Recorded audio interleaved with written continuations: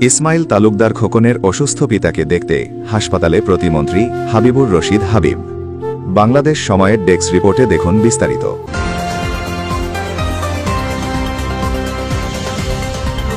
ঢাকা মহানগর দক্ষিণ বিএনপির অন্যতম সদস্য ইসমাইল তালুকদার খোকনের অসুস্থ পিতাকে দেখতে হাসপাতালে গিয়েছেন গণপ্রজাতন্ত্রী বাংলাদেশ সরকারের সড়ক পরিবহন ও রেলপথ মন্ত্রণালয়ের মাননীয় প্রতিমন্ত্রী হাবিবুর রশিদ হাবিব।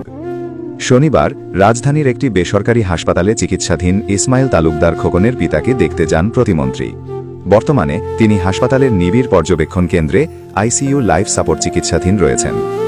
হাসপাতালে অবস্থানকালে প্রতিমন্ত্রী রোগীর শয্যাপাশে কিছু সময় অতিবাহিত করেন এবং কর্তব্যরত চিকিৎসকদের কাছ থেকে চিকিৎসার সর্বশেষ অবস্থার খোঁজ খবর নেন।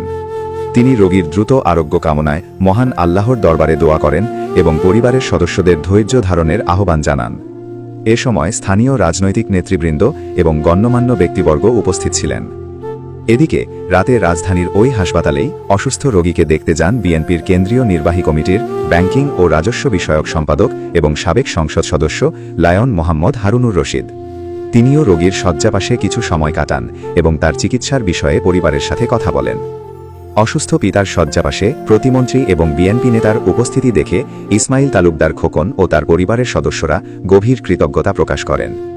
রাজনৈতিক মতাদর্শের ঊর্ধ্বে উঠে এমন মানবিক সৌজন্যবোধ এবং ভ্রাতৃত্বের বিষয়টি বর্তমান রাজনীতিতে একটি ইতিবাচক দৃষ্টান্ত হিসেবে দেখছেন স্থানীয়রা।